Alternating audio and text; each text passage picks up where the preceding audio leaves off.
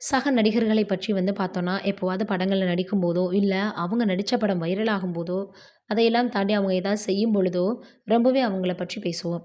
அப்படிதான் இங்க ஒருத்தர் ரொம்ப நாட்களாக கூட நடித்த நடிகர்களால, அதேபோல பார்த்தோன்னா, பலராலயும் அவர் எந்த மாரி நடந்துக்குவாரு, அவருக்கு என்ன மாதிரியான கேரக்டர் இருக்குன்னு பலரும் பேசி வந்துட்டுருக்காங்க.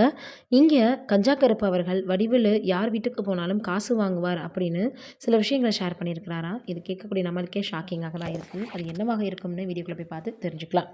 வடிவேலு அவர்கள் யார் வீட்டுக்கு போனாலும் ரூ. 1500 பணம் கேட்பார்ன்னு கஞ்சா கருப்பு தெரிவிச்சிருக்கிறாரு. ஹாலிவுட்டின் முன்னணி காமெடி நடிகராக வலம் வந்த வடிவேலு சில பஞ்சாயத்துக்களால பல வருடங்கள் சினிமாவுல இருந்தே ஒதுங்கியிருந்தாரு.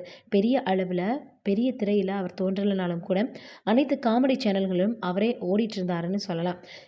வடிவேலு முழுமையாக மக்களிடமிருந்து விலகிடல அப்படின்னு இதனால தெரிஞ்சுக்க முடியுது. சூழல் இப்படி இருக்க அவரை சுற்றிய பஞ்சாயத்துகள் தீர்த்து வைக்கப்பட்டு தனது 2வது இன்னிங்ஸை தொடங்கியிருக்கிறாரு. அதன்படி அவர் நடித்த நாய் சேகர் ரிட்டர்ன்ஸ் படம் படு தோல்வியை சந்திச்சது. அதே போல பார்த்தோன்னா வடிவேலு டேம்டல் டேம்ப்லெட்களையே போட்டு ரொம்பவே பார்த்தீங்கன்னா ரசிகர்கள் ஓப்பனாக விமர்சனம் செய்ய ஆரம்பிச்சாங்க. வடிவேலு தனது ஸ்டைலை மாற்றி தற்கால சினிமாவுக்குள்ள விரைவில் கலப்பாரு அப்படின்னு எதிர்பார்க்கப்படுது.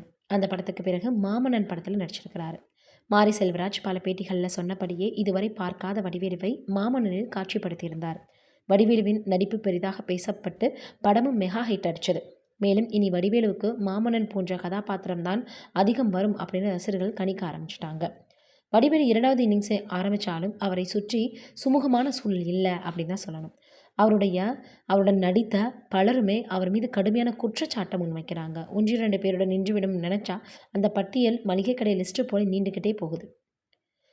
இந்த நிலையில் நடிகர் கஞ்சா கருப்பும் வடிவேலு மீது குற்றச்சாட்டை முன் வச்சிருக்காரு. அவர் அளித்திருக்க பேட்டியில் வடிவேலு யாருக்கும் ஒரு உதவியும் செய்ய மாட்டார். யாருடைய வீட்டிற்கு போனாலும் ரூ. 1500 வீட்டு வாசல் நின்று பெட்ரோலுக்கு கொடுங்கள்னு கேட்பாராம். அதனால் அவர் நன்றாக இருக்கிறார்.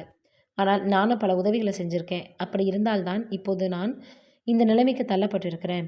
நன்றாக இருப்பதற்கு காரணமே யாருக்கும் ஒரு பைசா கூட தராமல் இருப்பது தான் அப்படின்ற மாதிரி ரொம்பவே பார்த்தீங்கன்னா அவர் வாழ்க்கையில் நடந்த பல விஷயங்களில் மிகப்பெரிய அளவில் ஃப்ரஸ்ட்ரேஷனில் சொன்ன மாதிரி சொல்லியிருக்கிறாரு. நீங்கள் என்ன நினைக்கிறீங்க இதை பற்றி அப்படின்றத கீழே இருக்கக்கூடிய கமெண்ட்டில் மறக்காமல் சொல்லுங்கள். நன்றி, வணக்கம்.